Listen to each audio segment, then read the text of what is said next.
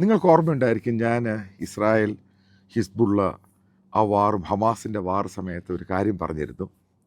Lebanon എന്ന് പറഞ്ഞ രാജ്യത്തിൻ്റെ തെക്കൻ ലെബനൻ ഇസ്രായേൽ പിടിച്ചെടുക്കും, അതിനെ രണ്ടാക്കും.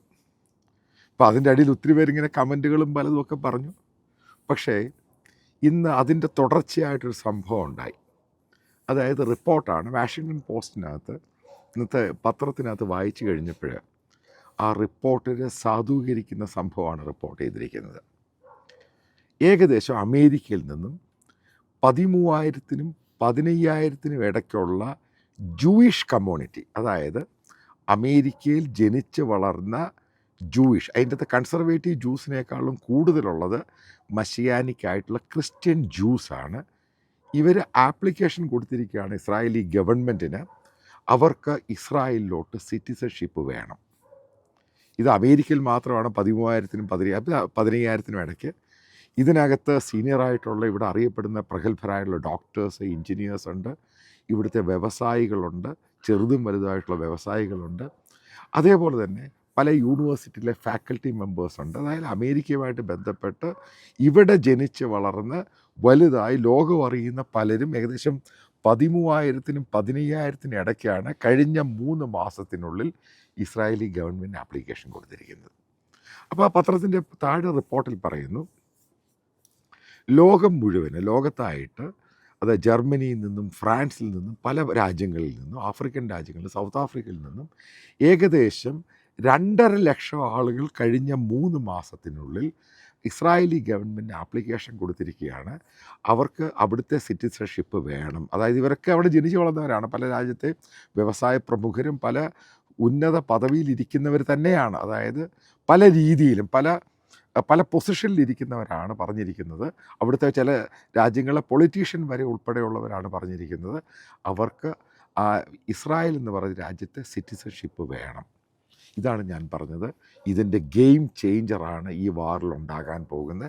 ആ ഗെയിം ചേഞ്ചറിൻ്റെ ഒന്നാമത്തെ ഫേസാണ് രാജ്യങ്ങൾ പിടിച്ചെടുത്തിട്ട്, അതായത് ടെററിസ്റ്റായിട്ടുള്ള ലെബനൻ, കാരണം അവിടെ ആരുമില്ല ഭരിക്കാനൊന്നും, അതിൻ്റെ ഹിസ്ബുള്ളയെ നാശമാക്കിയിട്ട് ആ തെക്കൻ ലെബനൻ പിടിച്ചെടുത്തിട്ട് അവിടെ ഇസ്രായേലീസിനെ കൊണ്ടുപോകും. കാരണം ഇസ്രായേലിൻ്റെ നോർത്തേൺ പാർട്ടിലാണ് ഏകദേശം 60,000-ഓളം ഇസ്രായേലികൾ അവിടുന്ന് ഈ വാർ തുടങ്ങിയ സമയത്ത് ഹിസ്ബുള്ള ഫയർ ചെയ്തതിൻ്റെ പേരിൽ അവിടുന്ന് ഡിസ്പ്ലേസ്ഡായി പോയിട്ടുള്ളത്. അന്നും ബെഞ്ചമിൻ നെതന്യാഹു പറഞ്ഞു ഇവരെ തിരിച്ചു കൊണ്ടുവരണം, അതുമല്ല ഇനി ഒരു കാരണവശാലും ഈ ബോർഡറിൽ ഇതേപോലെ അറ്റാക്ക് ഉണ്ടാകാൻ പാടില്ല, അതിനു വേണ്ടിയുള്ള എല്ലാ കാര്യങ്ങളും ഇസ്രായേൽ മുൻകൂട്ടി കരുതി തന്നെ പലതും പ്ലാൻ ചെയ്ത് ചെയ്യുമെന്ന് പറഞ്ഞിരുന്നു.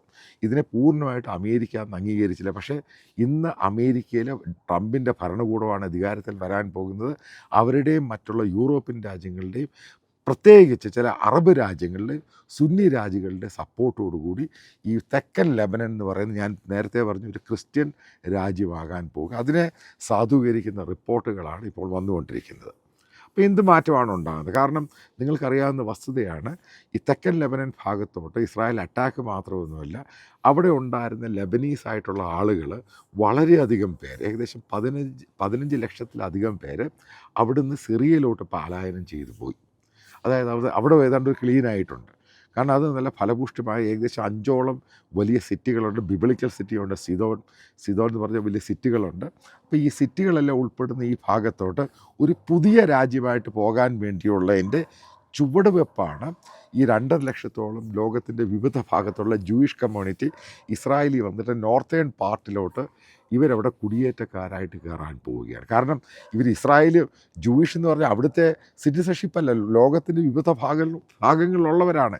ഇത് തന്നെയാണ് ഞാൻ നേരത്തെ റിപ്പോർട്ടിൽ പറഞ്ഞത്, ആ വീഡിയോയിൽ പറഞ്ഞു, ഇതാണ് സംഭവിക്കാൻ പോകുന്നത്. ഇതിനനുകൂലമായിട്ട് അവർക്ക് സപ്പോർട്ടീവായിട്ട് വരാനുള്ള ദിവസങ്ങളിൽ ലോകത്തിൻ്റെ വിവിധ ഭാഗങ്ങളിൽ പലായനം ചെയ്യപ്പെട്ട ക്രിസ്ത്യൻസ്, അത് ലെബനനിൽ നിന്നാണെങ്കിലും ഈജിപ്തിൽ നിന്നാണെങ്കിലും, അതായത് ഇസ്ലാമിക് റവല്യൂഷന് ശേഷം ലോകത്തിൻ്റെ വിവിധ ഭാഗങ്ങളിലോട്ട് പോയ ക്രിസ്ത്യൻസ്, അറബ് ക്രിസ്ത്യൻസ് ആയിട്ടുള്ളവരും അങ്ങോട്ട് വരാൻ പോവുകയാണ്. കാരണം ഇതിൻ്റെ തുടക്കം മാത്രം, ഇതോടുകൂടി ഏകദേശം ഒരു 7, 5, 6 ലക്ഷം ആൾക്കാർ അവിടെ വരികയാണെങ്കിൽ തെക്കൻ ലെബനൻ സെപ്പറേറ്റ് രാജ്യമായിട്ട് മാറും. അമേരിക്കയുടെ ബേസും കാണും, ഇസ്രായേലിൻ്റെ പിന്തുണ. അത് ഇസ്രായേലിൻ്റെ തൊട്ടപ്പുറത്ത് കിടക്കുന്ന വലിയൊരു രാജ്യമായിട്ട് ഇത് മാറിക്കഴിയുമ്പോൾ ഇതിൻ്റെ മുഴുവനും പിക്ചർ അങ്ങ് മാറും. ഇതുമായിട്ട് ബന്ധപ്പെട്ട് ആ റിപ്പോർട്ടിൽ പറയുന്നത്, ഇപ്പോൾ ഇസ്രായേൽ കഴിഞ്ഞ ഒരു വർഷമായിട്ട് വാറിലാണ്.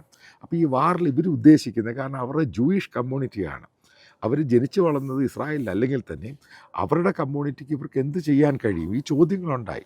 അതിൻ്റെ ഭാഗമായിട്ടാണ് ഇവർ തീരുമാനിക്കുന്നത്. കാരണം ഈ ചെറുപ്പക്കാരുടെ ഇടയ്ക്കും എല്ലാം തീരുമാനമുണ്ടാകുന്നത്. അതിൻ്റെ അകത്ത് അമേരിക്കൻ ആംഡ് ഫോഴ്സിൽ ജോലി ചെയ്യുന്ന ചെറുപ്പക്കാരുൾപ്പെടെ, അവരുൾപ്പെടെ, ഓഫീസേഴ്സ് ഉൾപ്പെടെയാണ് ആപ്ലിക്കേഷൻ കൊടുത്തിരിക്കുന്നത് അവർക്ക് ഇസ്രായേലിൽ പോകണം. മറ്റ് പല രാജ്യങ്ങളിലും ഇമ്പോർട്ടൻ്റ് ആയിട്ടുള്ള സിവിൽ സർവീസിലുള്ളവരും ബിസിനസ്സുകാരും ഇവരൊക്കെയാണ് ആപ്ലിക്കേഷൻ കൊടുത്തിരിക്കുന്നത്, അവർക്ക് ഇസ്രായേലി സിറ്റിസണായിട്ട് പോകണം. അപ്പോൾ ഇതാണ് ഇതിൻ്റെ പിച്ചെന്ന് പറയുന്നത്. അതായത് വെൽ പ്ലാൻഡ് മൂവ്മെൻറ്റ്. ഇതിനൊക്കെ കാരണക്കാരെന്തുവാ? ഈ ഹമാസും ഇറാനും ഹൂത്തികളും ഹിസ്ബുള്ളയും ഇവർ ചെയ്ത് കൂട്ടിയതിന് അവൻ തന്നെ അനുഭവിക്കാൻ പോവുകയാണ്. അവിടെ മറ്റൊരു രാജ്യം വരുന്നത്, അത് ലോകത്തിൻ്റെ, അതാണ് ഞാൻ പറഞ്ഞു, ഇതൊരു ഗെയിം ചേഞ്ചർ ആകുമായിരുന്നു ആ വാർ. ഇതിൻ്റെ അവസാനം കാരണം ഈ റിപ്പോർട്ട് നോക്കുവാണെങ്കിൽ നമുക്ക് മനസ്സിലാക്കാൻ സാധിക്കുന്നത്, ഈ വെസ്റ്റ് ഏഷ്യ കംപ്ലീറ്റ് ആയിട്ട് അങ്ങ് ചേഞ്ച് ആകാൻ പോവുക. അതിൻ്റെ ഭാഗമായിട്ട് ഇത്രയും ആൾക്കാർ ആദ്യത്തെ ഫേസിൽ പോവുകയാണ്. ഏകദേശം 5-6 മാസം കഴിയുമ്പോൾ ഇവർ മുഴുവനും കുടിയേറ്റക്കാരായിട്ട് അങ്ങോട്ട് സെറ്റിൽമെൻറ്റായിട്ട് പോകും. അതിനുശേഷം മറ്റുള്ള അറബ് ക്രിസ്ത്യൻസും കൂടെ കയറി വന്നു കഴിഞ്ഞാൽ, കാരണം ഒരു ജൂയിഷ് സ്റ്റേറ്റ് ആയിട്ടല്ല വരുന്നത്, പ്രത്യേകിച്ച് ക്രിസ്ത്യൻ സ്റ്റേറ്റ് ഉണ്ടാക്കുന്ന പരിപാടിയുടെ ഭാഗമായിട്ടാണ് ഇത് കയറി വരുന്നത്. അതിൻ്റെ ഭാഗമായിട്ട് അതിൻ്റെ ഭാഗമായിട്ടാണ് ഇവർ തെക്കൻ ലെബനിൻ കയറി പിടിച്ചിരിക്കുന്നത്. കാരണം ഇസ്രായേലിൻ്റെ പ്രധാനപ്പെട്ടൊരു ബോർഡറാണ്. ഇവിടുന്നാണ് ഇവർക്കെതിരെ പല അറ്റാക്കുകൾ ഇറാൻ ഹിസ്ബുള്ള ഉപയോഗിച്ചും ഹമാസിനെ ഉപയോഗിച്ചും മറ്റുള്ള പ്രോക്സി ഉപയോഗിച്ചും ഇവർ നടത്തിക്കൊണ്ടിരിക്കും. ഇതിൻ്റെ ഭാഗമായിട്ടാണ് ഇവരെ അങ്ങ് നശിപ്പിച്ചിട്ട് അവിടെ ഒരു പുതിയ രാജ്യം ഉണ്ടാക്കുക. ഇതിൻ്റെ തുടക്കമാണ് ഈ സംഭവം. ഈ ഒരു പോക്ക് മുന്നോട്ട് പോവുകയാണെങ്കിൽ മനസ്സിലാക്കുക, 1-2 വർഷത്തിനുള്ളിൽ നമുക്ക് കൃത്യമായിട്ട് അറിയാൻ സാധിക്കും, മിഡിൽ ഈസ്റ്റ് ഏഷ്യ, വെസ്റ്റ് ഏഷ്യയിൽ ഇതേപോലെ തെക്കൻ ലെബനുമായിട്ട് ബന്ധപ്പെട്ട് പഴയ ബിബ്ലിക്കൽ സിറ്റികളാണ് ഇത് മുഴുവനും. അതുകൊണ്ടാണ് ഈ ക്രിസ്ത്യൻസിന് ഇതിനോട് താല്പര്യമുള്ളത്. ഇങ്ങനൊരു രാജ്യം വരുന്നതോടുകൂടി, അതാണ് ഒരു എക്സ്പേർട്ട് ഒരു എക്കണോമിസ്റ്റ് വീക്കിലിക്കകത്ത് പ്രെഡിക്റ്റ് ചെയ്തത്, ഇങ്ങനൊരു രാജ്യം അവിടെ വരികയാണെങ്കിൽ ഈ മിഡിൽ ഈസ്റ്റ് ഏഷ്യയിൽ സമാധാനം ഉണ്ടാകും. കാരണം അതിനിടയ്ക്കോട്ടൊരു ക്രിസ്ത്യൻ രാജ്യം കയറി വരുവാണെങ്കിൽ മറ്റുള്ള ഈ സുന്നികളാണെങ്കിലും ഷിയകളാണ് അവരുടെ അങ്ങ് ഒതുങ്ങും. കാരണം ഇവന്മാർ തമ്മിൽ അടിച്ചുകൊണ്ടിരിക്കുകയാണ്. അപ്പോൾ ഇങ്ങനൊരു രാജ്യം ഒരു ഫോർമാറ്റിൽ പുതിയതായിട്ട് ക്രിയേറ്റ് ചെയ്യുകയാണ്. ഇപ്പം മനസ്സിലാക്കേണ്ട പോയിൻ്റ് ഉണ്ട്. നേരത്തെ ലെബനൻ എന്ന് പറയുന്നത് ക്രിസ്ത്യൻ ഭൂരിപക്ഷ പ്രദേശമായിരുന്നു. അതിനുശേഷം അവിടെ ഈ ഇസ്ലാമിലുള്ളവർ വന്നിട്ടാണ് സ്ഥലമൊക്കെ മേടിച്ചിട്ടാണ് അവിടെ അവർ ഭൂരിപക്ഷമായിട്ട് ആ സംഭവത്തെ നാശിപ്പിച്ച് നാറാണക്കല്ലാക്കിയത്. അതായത് വരാൻ പോകുന്ന ദിവസങ്ങളിൽ ഗോൾഡൻ ലെബനൻ എന്ന സംഭവത്തിലോട്ടാണ് വരാൻ പോകുന്നത്. തെക്കൻ ലെബനൻ അങ്ങനെ മാറിക്കഴിയുമ്പോൾ വെസ്റ്റ് ഏഷ്യയിലും മിഡിൽ ഈസ്റ്റ് ഏഷ്യയിലും പുതിയ സമാധാനം ഉണ്ടാകുന്നുള്ള ഉറപ്പാണ് ഈ പത്രത്തിൻ്റെ റിപ്പോർട്ടിൽ കൺക്ലൂഡ് ചെയ്യുന്നത്. കാരണം ഇതിൻ്റെ പത്രത്തിൻ്റെ റിപ്പോർട്ട് നിങ്ങളും കൂടെ വായിച്ചു കഴിഞ്ഞാൽ ഏകദേശ ധാരണയാകും. ഞാൻ ഈ സംഭവം ഏകദേശം 1 മാസം മുമ്പ് പറഞ്ഞിരുന്നു, ഇങ്ങനെയാണ് ഇത് സംഭവിക്കുന്നത്, അതിനുള്ള നടപടികളാണ് നടക്കുന്നത്. അപ്പോൾ ഈ റിപ്പോർട്ടോടുകൂടി ഒരു കാര്യം കൺഫേം ചെയ്തു, ലെബനൻ 2 തെക്കൻ ഭാഗം ക്രിസ്ത്യൻ ഭൂരിപക്ഷ പ്രദേശമാകും, അത് ഇസ്രായേലിൻ്റെ മറ്റൊരു രാജ്യം, അവിടെ അമേരിക്കൻ ബേസ് ഉണ്ടാകും. ഇതോടുകൂടി മിഡിൽ ഈസ്റ്റ് ഏഷ്യയിൽ സമാധാനം ഉണ്ടാകുമെന്നാണ് ഈ റിപ്പോർട്ടിൻ്റെ അവസാനമായിട്ട് സൂചിപ്പിക്കുന്നത്.